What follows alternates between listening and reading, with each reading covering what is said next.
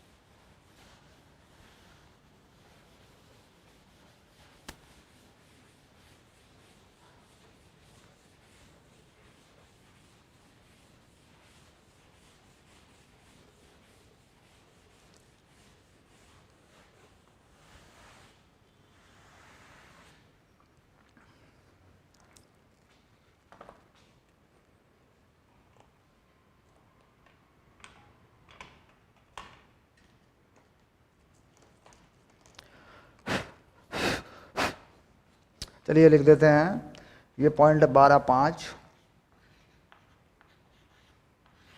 और ऊष्मा गतिकी का, ऊष्मा गतिकी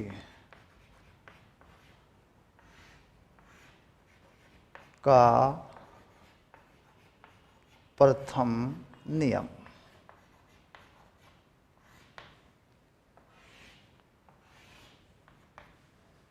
ठीक, यानी first law of thermodynamics.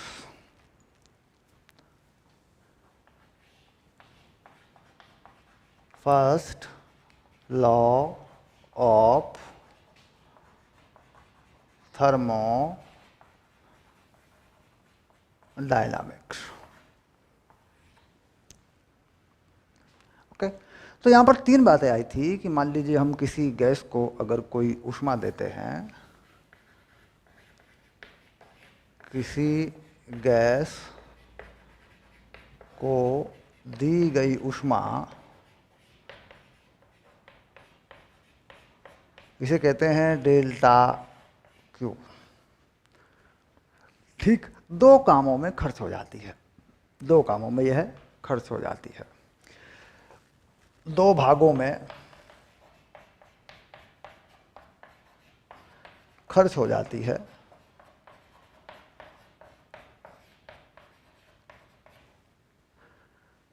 Number एक, गैस द्वारा किया गया कार्य,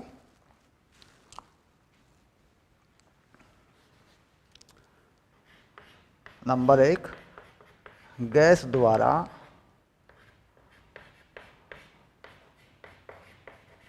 किया गया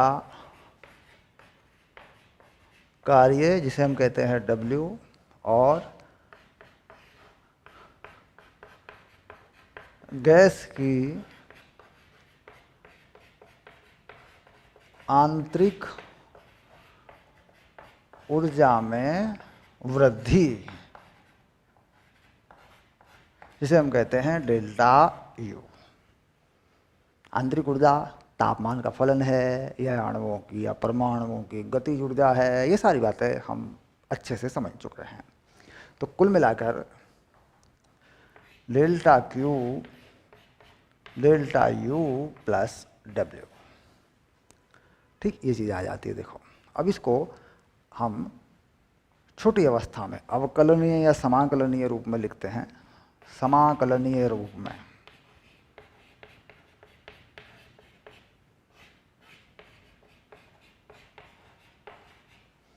D Q D you plus W.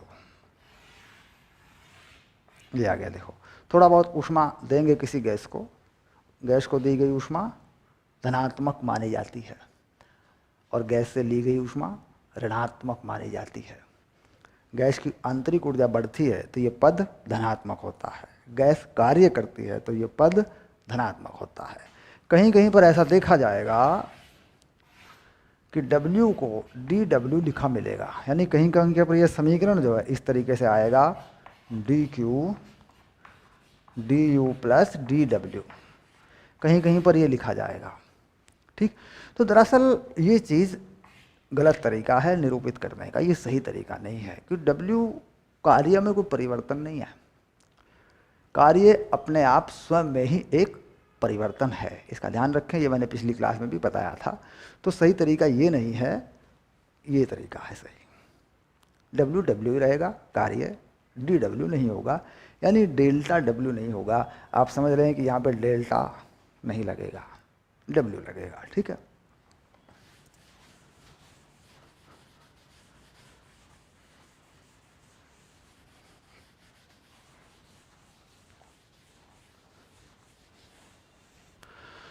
तो ऊष्मागतिकी का प्रथम नियम वास्तव में ऊर्जा संरक्षण का नियम है।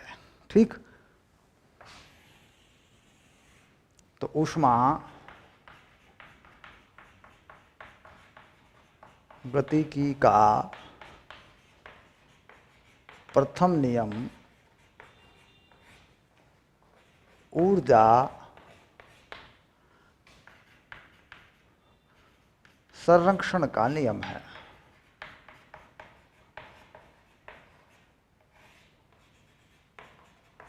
ठीक, यानी किसी गैस को दी गई ऊर्जा नष्ट नहीं होती है, वह कार्य में और उसकी आंतरिक ऊर्जा में बदल जाती है।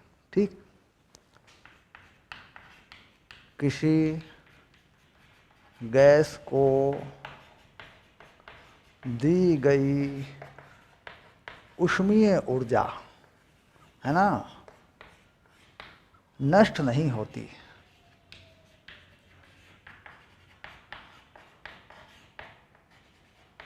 यह गैस की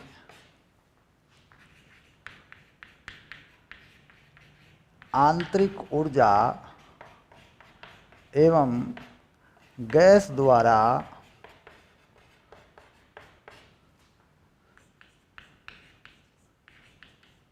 किए गए कार्य में परिवर्तित हो जाती है।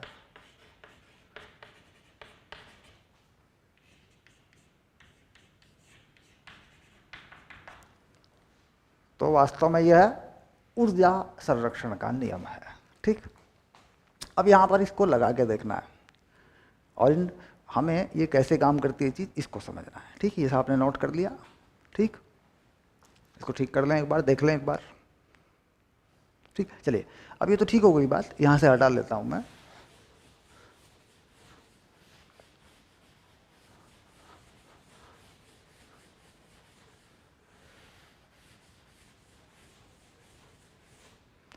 अब लेते हैं उदाहरण से समझ लेते हैं।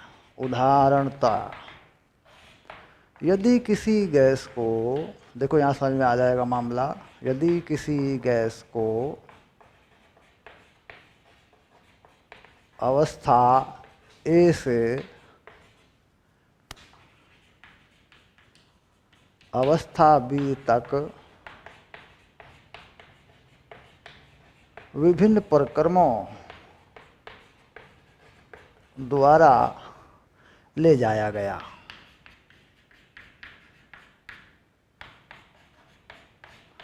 तो इसकी आंतरिक ऊर्जा में परिवर्तन एक ही होगा, क्योंकि हम जानते हैं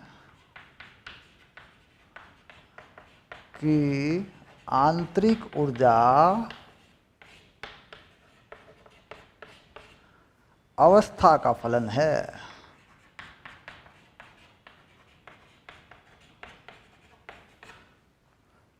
यदि किसी गैस को एक अवस्था ए से अवस्था बी तक विभिन्न प्रक्रमों द्वारा ले जाया गया तो इसकी आंतरिक ऊर्जा में एक ही परिवर्तन होगा, एक जैसा ही होगा, क्योंकि हम जानते हैं कि आंतरिक ऊर्जा अवस्था का फलन है। अब देखो कैसे कर देते हैं इसको। मान लीजिए ये कोई अवस्था ए है और ये कोई अवस्था बी है। ठीक, अब सीधे ए से बी पे ले जाएं, यहाँ से घुमा के लाएं, यहाँ से घुमा के लाएं। ठीक, अब 3 प्रक्रमों से किया है। यहाँ पर जो ऊष्मा हमने दी है वो दी है डेल्टा Q1, यहाँ पर जो कार्य हुआ है वो W1 हुआ है। यहाँ पर हमने दी है ऊष्मा डेल्टा Q2, यहाँ पर W2 कार्य हुआ है। यहाँ पर हमने दिया है डेल्टा Q3, यहाँ पर W3 कार्य हुआ है। ठीक, तो कुल मिलाकर आंतरिक ऊर्जा में परिवर्तन एक ही होगा। अब आंतरिक ऊर्जा में परिवर्तन एक ही होगा तो ये समीकरण बता रहा है। देखिए, आंतरिक ऊर्जा में परिवर्तन डेल्टा U है। मान लीजिए क्या है ये है UB माइनस UA। अवस्था बी में आंतरिक ऊर्जा घटा दी उसमें से अवस्था ए की आंतरिक ऊर्जा, तो आंतरिक ऊर्जा में परिवर्तन ये है। यही परिवर्तन जो है डेल्टा U होगा डेल्टा Q1 माइनस W1। देख लो चाहे, डेल्टा Q1 माइनस W1 यही होगा। यही परिवर्तन डेल्टा Q2 माइनस W2 भी होगा। यही परिवर्तन डेल्टा Q3 माइनस W3 भी होगा। ठीक, यानी नियम क्या कह रहा है? नियम ये कह रहा है delta U delta Q3 minus W3 delta Q2 minus W2 और डेल्टा Q1 माइनस W1, ये कह रहा है। देखिए, तो कुल मिला के 2 अवस्थाएं अगर किसी गैस के पास हैं, उन दोनों की आंतरिक ऊर्जा में परिवर्तन वही होगा। अगर आप उन्हें अलग अलग प्रक्रमों से कराते हैं, अलग अलग विधियों से कराते हैं, तो कार्य और दी गई ऊष्मा या भिन्न भिन्न हो सकते हैं, लेकिन इनका अंतर, दी गई ऊष्मा और कार्य का अंतर वही आ जाएगा। यानी ऊष्मा ज़्यादा दी है तो कार्य ज़्यादा हो जाएगा, ऊष्मा कम दी है तो कार्य कम हो जाएगा। ठीक, अब चलिए इस बात को एक उदाहरण से, आंकिक उदाहरण से मैं लेता हूँ।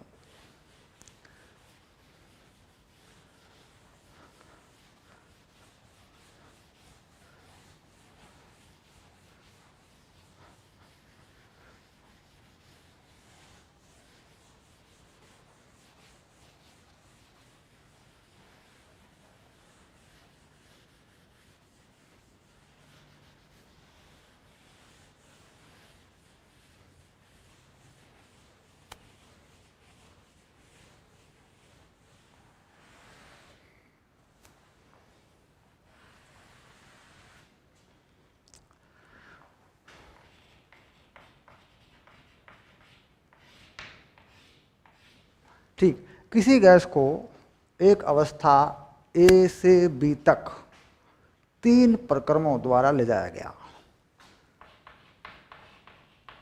किसी गैस को अवस्था ए से बी तक 3 प्रक्रमों द्वारा ले जाया गया, इसमें डेल्टा Q1 बराबर 100 जूल, डेल्टा Q2 बराबर 150 जूल, डेल्टा Q3 बराबर 50 जूल।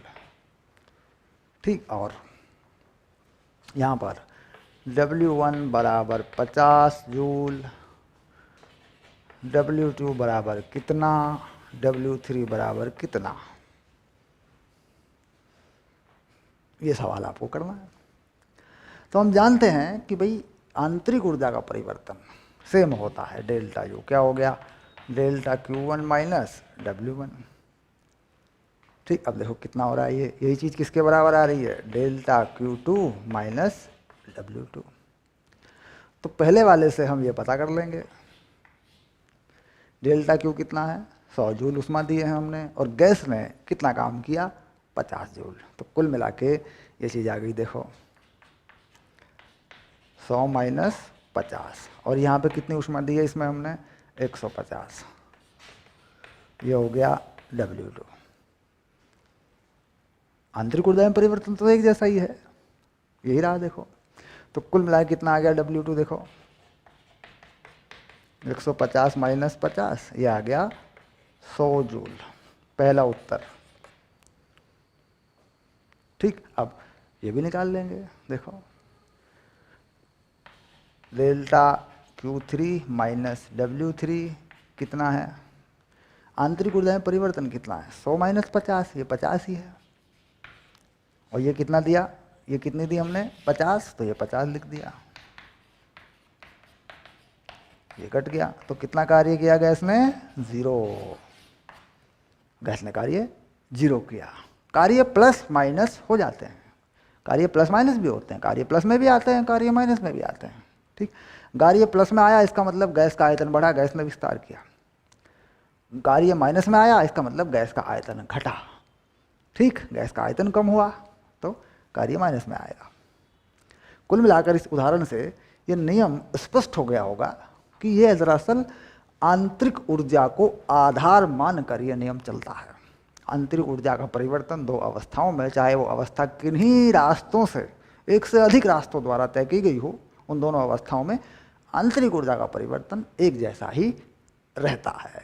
ठीक, सिंपल बात है, बस इतनी ही बात है। अभी इस नियम को लगाएंगे अलग अलग प्रक्रमों पे। अब प्रक्रमों के नाम से पढ़ेंगे, भाई कौन सा प्रक्रम है, तापमान स्थिर है, दाब स्थिर है, क्या है, वो सब चीज़ें पढ़ेंगे। अभी ये इतना ही है, ज़्यादा बेसिक अभी इसमें यहाँ पे नहीं है। आगे जब सवाल बनेंगे बहुत सारी चीज़ें आएंगी, फिर धीरे धीरे चलेगा मामला। ठीक, ओके, डन।